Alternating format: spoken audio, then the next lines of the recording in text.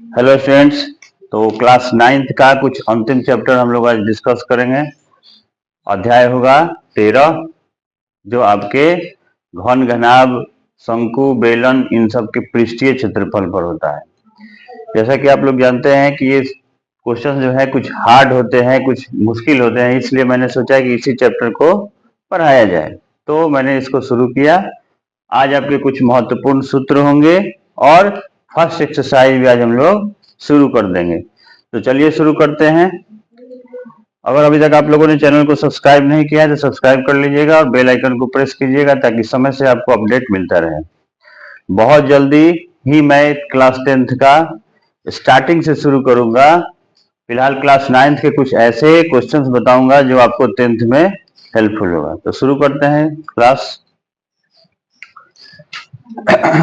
महत्वपूर्ण सूत्र में, जैसे इस चैप्टर को बनाने के लिए आपको चाहिए कुछ सूत्रों का ज्ञान होना चाहिए। इन सूत्रों के बिना ये चैप्टर को बना पाना संभव नहीं है। जैसे फर्स्ट है हमारा घन का पार्श्व पृष्ठ क्षेत्रफल। देखिए, इस आकृति को हम घन कह सकते हैं जब उसकी लंबाई, चौड़ाई और ऊंचाई सब आपस में बराबर दिया गया हो। अगर किसी भी इस तरह की आकृति, जैसे अगर हम लोग बात करें लूडो के डाइस की, लूडो के डाइस है ना, जिसको पासा भी कहा जाता है हिंदी में, डाइस यानी पासा। तो जब पासा आप फेंकते हैं लूडो में, तो वो जो आकृति होती है वो क्या होती है? एक घन की आकृति होती है। तो घन का पार्श्व पृष्ठ क्षेत्रफल का मतलब होता है 4 गुने ए स्क्वायर, जहां ए का मतलब होता है भुजा। यानी इस भुजा की लंबाई कितनी है, अगर उसको स्क्वायर करके 4 से गुना कर दे तो हम निकाल सकते हैं घन का पार्श्व पृष्ठीय क्षेत्रफल। ठीक उसी तरह से होता है घन का कुल पृष्ठ क्षेत्रफल। तो घन का कुल पृष्ठ क्षेत्रफल होता है 6a स्क्वायर। कुल मतलब कि चारों तरफ से देखेंगे टोटल कितना हुआ। इसके बाद होता है घन का आयतन। घन का आयतन होता है a क्यूब। a क्यूब मतलब भुजा का क्यूब, भुजा को पावर 3 कर देंगे। घनाभ का पार्श्व पृष्ठ क्षेत्रफल होता है 2 into L plus B into H. उसी तरह से घनाभ का कुल पृष्ठ क्षेत्रफल। अभी घनाभ क्या है? तो देखिए, इस तरह की आकृति आपके इंस्ट्रूमेंट बॉक्स, बुक, ईटा, ये सब की जो आकृति होती है, इसको हम लोग घनाभ में कंसीडर करते हैं। यानी इसमें अपोजिट जो साइड होंगे, अपोजिट जो भुजा होगी वह बराबर होगी और बाकी जो है बराबर नहीं होगी। जैसे एग्जांपल में अगर हम लोग इस डस्टर को ले तो इसकी जो आकृति है एक घनाभ की आकृति है। इसमें यह वाला साइड जो होगा और यह साइड बराबर होगा। ठीक उसी तरह से यह साइड और यह साइड आपस में बराबर होगा। फिर उसी तरह से ये साइड और ये साइड बराबर होगा। तो कहने का मतलब है कि अपोजिट साइड्स अगर बराबर होंगे तो उसको हम घनाभ कहेंगे। पार्श्व पृष्ठीय का क्षेत्रफल का मतलब होता है कि जैसे अगर आप इसी फिगर को देखें, इस चीज को देखें, तो आप इसके अगर थोड़ा सा दाएं और बाएं होंगे तो यह सरफेस, ये सरफेस, ये सरफेस और ऊपर का सरफेस, यानी 4 सरफेस को तो हम देख पाएंगे, बट इस पीछे वाले सरफेस को और इस नीचे वाले सरफेस को देख पाना संभव नहीं है अगर ये किसी आधार पर रखा गया हो। तो अगर इसके कुल मतलब हो गया कि सब सरफेस को जोड़ेंगे तो कुल क्या निकालना होगा? तो कुल पृष्ठीय क्षेत्रफल का फॉर्मूला होता है 2 into L B plus B H plus H L, जहां एल क्या है? एल का मतलब हो गया लंबाई, बी का मतलब हो गया चौड़ाई, यहां लिख देते हैं ताकि आसान रहेगा आप लोग के लिए। एल मतलब हो गया लंबाई, बी मतलब हो गया चौड़ाई और एच का मतलब हो गया ऊंचाई। लंबाई, चौड़ाई और ऊंचाई एल बी एच। तो घनाभ का पार्श्व पृष्ठ क्षेत्रफल हो गया 2 into L plus B into H, और कुल पृष्ठ क्षेत्रफल जब निकालेंगे तो 2 into L B plus B H plus H L. ध्यान दीजिएगा, इनके बीच में मल्टीप्लाई होगा, इस लंबाई और चौड़ाई में गुना, फिर चौड़ाई ऊंचाई में गुना और ऊंचाई और लंबाई में गुना करके और जोड़ देंगे। घनाभ का आयतन होता है LBH, लेंथ गुने ब्रेथ गुने हाइट। बेलन का वक्र पृष्ठीय क्षेत्रफल होता है 2 पाई RH। अब बेलन क्या है, तो देखिए बेलन यानी सिलेंडर जो है, अगर LPG गैस सिलेंडर को अगर हम ध्यान में रख रहे हैं और उसके ऊपर के और नीचे के सरफेस को हटा दिया जाए, ऊपर और नीचे के सरफेस को हटा दिया जाए तो कुछ इस तरह की आकृति होगी। यह जो मार्कर है आपका, यह क्या है, तो बेलन की आकृति का है। इसमें नीचे में गोल, ऊपर भी गोल, और यह सरफेस जो है कर्व होगा, गोल घुमावदार होगा। तो इसके इस वाले पोर्शन को हम लोग हाइट H कहते हैं, और यह जो है, यह यहां से यहां तक की जो दूरी है, दैट इज कॉल्ड रेडियस, त्रिज्या। इसको त्रिज्या कहेंगे और इसको हाइट यानी ऊंचाई। तो इसके भी 3 फॉर्मूला है। बेलन का वक्र पृष्ठीय क्षेत्रफल का मतलब केवल ये गोल वाला, वक्र पृष्ठीय माने गोल, केवल गोल, ऊपर नीचे नहीं होगा। तो वक्र पृष्ठीय क्षेत्रफल का फॉर्मूला होता है 2 पाई RH। बेलन का कुल पृष्ठीय क्षेत्रफल होता है 2 पाई R ब्रैकेट में R प्लस H, और बेलन के आयतन का फॉर्मूला होता है पाई R स्क्वायर H। ये 3 इसका फॉर्मूला हुआ।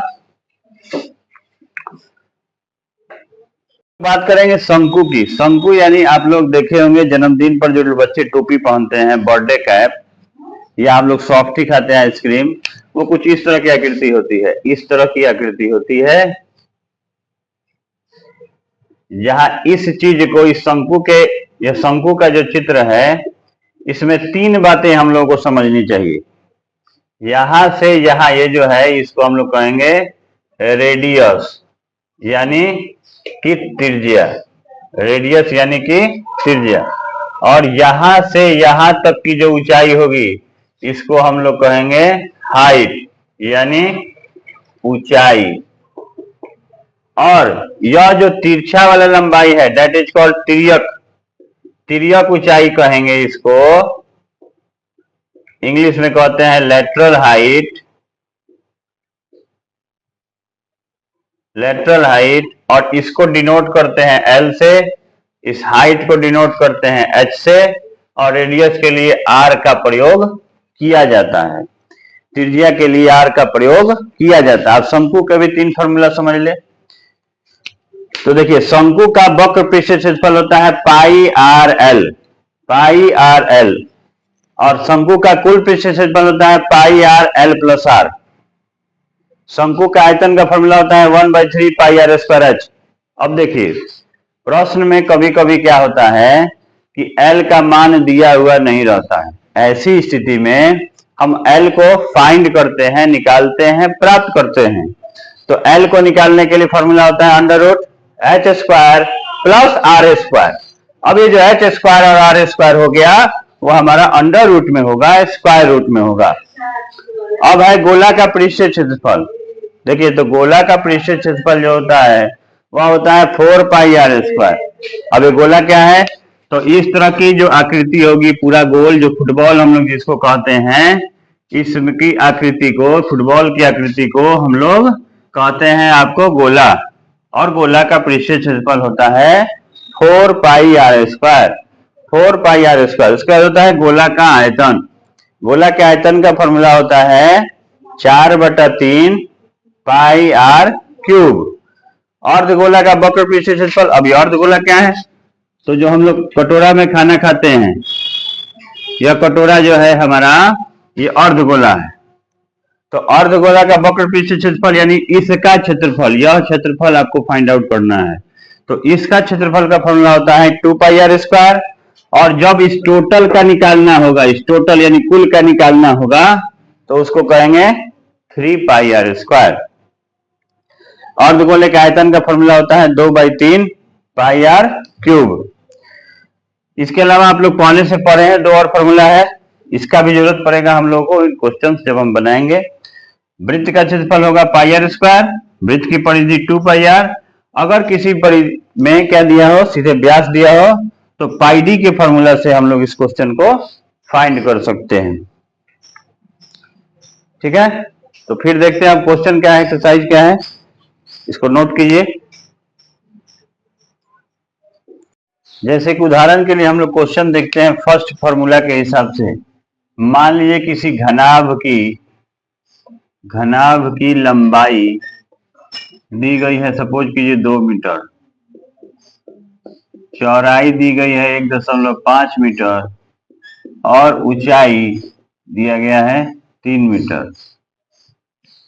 ऐसी स्थिति में आपसे अगर कहे कि पार्श्व पृष्ठीय क्षेत्रफल निकालिए, पार्श्व पृष्ठीय क्षेत्रफल, तो फॉर्मूला लगा देंगे 2 into L plus B into H.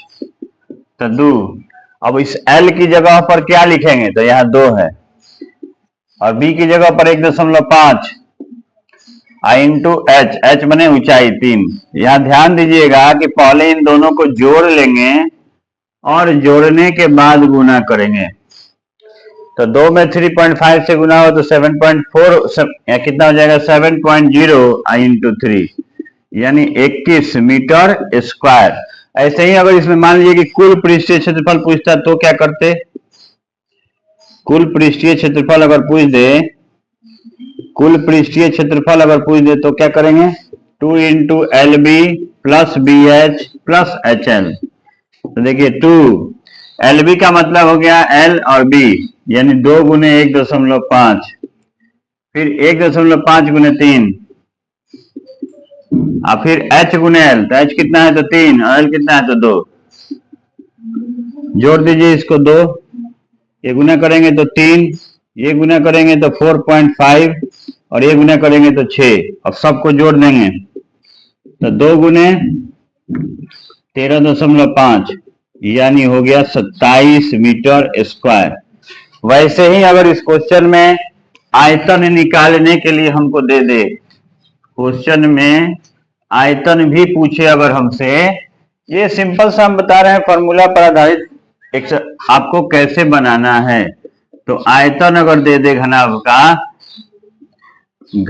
का आयतन, तो L into B into H यानी तीनों को गुना, 2 गुने 1.5 गुने 3, ये 3 हो गया है, 3 में 3 से गुना किए तो 9। अब यहाँ मीटर क्यूब। एक चीज ध्यान रखेंगे आप, जब इसकी हम लोग लंबाई चौड़ाई ऊंचाई यानी क्षेत्रफल निकालेंगे तो वो हमेशा स्क्वायर यूनिट में आएगा, और जब आयतन निकालेंगे तो वो हमेशा क्यूबिक यूनिट में आता है। तो इस बात को ध्यान रखना है आपको। ओके, मिलते हैं फिर नेक्स्ट वीडियो में आपके एक्सरसाइज शुरू करके।